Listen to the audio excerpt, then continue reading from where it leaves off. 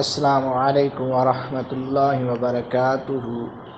بسم اللہ الرحمن الرحیم۔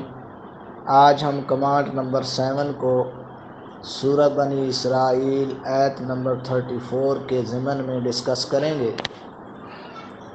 اللہ تبارک و تعالیٰ نے ارشاد فرمایا وَلَا تَقْرَبُوا مَالَ الْيَتِيمِ إِلَّا بِالَّتِي هِيَ أَحْسَنُ حَتَّى يَبْلُغَ أَشُدَّهُ، اور تم یتیم کے مال کے بھی قریب تک نہ جانا مگر ایسے طریقہ سے جو یتیم کے لیے بہتر ہو، جو یتیم کے لیے مناسب ہو۔ وہ طریقہ آپ استعمال کرتے ہوئے اس مال کی حفاظت کر سکتے ہیں یہاں تک کہ وہ اپنی جوانی کو پہنچ جائے۔ حتیٰ یبلغ اشدہ، جب وہ اپنی جوانی کو پہنچ جائے تو وہ مال اس کو واپس لوٹا دیں۔ وَأَوْفُوا بِالْعَهْدِ، اور وعدہ پورا کیا کرو۔ ان العہد کان مسئولا، بے شک وعدہ کی ضرور پوچھ گچھ ہوگی، وعدہ کے بارے میں پوچھا جائے گا۔ رسول اللہ صلی اللہ علیہ وسلم کا فرمان عالی شان ہے کہ جو وعدہ کی پابندی نہیں کرتا، یعنی وعدہ کو پورا نہیں کرتا، وہ ہم میں سے نہیں ہے۔ اسی طرح بالکل سیم یہی حکم جو ہے سورۃ الانعام آیت نمبر 152 میں بھی آیا ہے وَلَا تَقْرَبُوا مَالَ الْيَتِيمِ إِلَّا بِالَّتِي هِيَ أَحْسَنُ، اور یتیم کے مال قریب مت جانا مگر ایسے طریق سے جو بہت ہی پسندیدہ ہو۔ ہی احسن حتیٰ یبلغ اشدہ، یہاں تک کہ وہ اپنی جوانی کو پہنچ جائے۔ وَأَوْفُوا الْكَيْلَ وَالْمِيزَانَ بِالْقِسْطِ، اور پیمانے اور ترازو یعنی ناپ اور تول کو انصاف کے ساتھ پورا کیا کرو۔ والمیزان بالقسط لا نکلف نفسا الا وسعها واذا قلتم فاعدلوا ولو كان ذا قربى وبعهد الله اوفوا، ہم کسی شخص کو اس کی طاقت سے زیادہ تکلیف نہیں دیتے الا وسعها،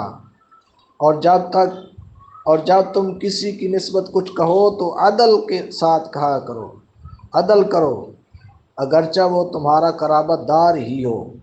یعنی کہ جب انصاف کی بات کرو تو پورا انصاف کرو، چاہے وہ بات آپ کے کسی عزیز یا رشتہ دار کے خلاف ہی کیوں نہ ہو۔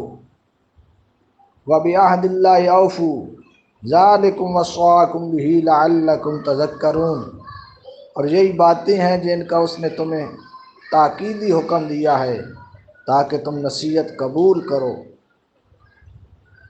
سورۃ الکہف آیت نمبر 82 میں جب حضرت خضر علیہ السلام اور حضرت موسیٰ علیہ السلام اس سفر میں جا رہے تھے تو ایک شہر آیا جس کی ایک دیوار گر رہی تھی، تو اس دیوار کو حضرت خضر علیہ السلام نے جو ہے سیدھا کر دیا، کیونکہ اس دیوار کے نیچے ان یتیموں کا مال تھا۔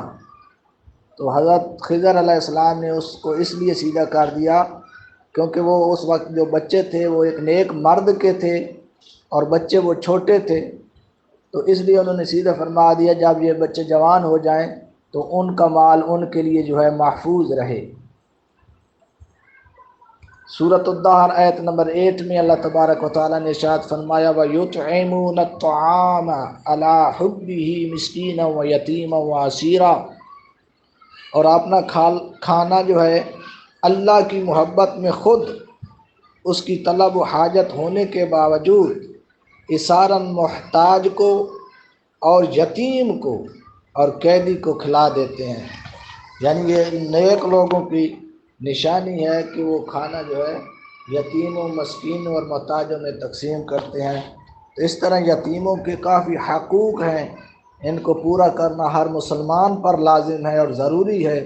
اللہ تبارک و تعالی ہمیں ان آیات پر عمل کرنے کی توفیق فرمائے۔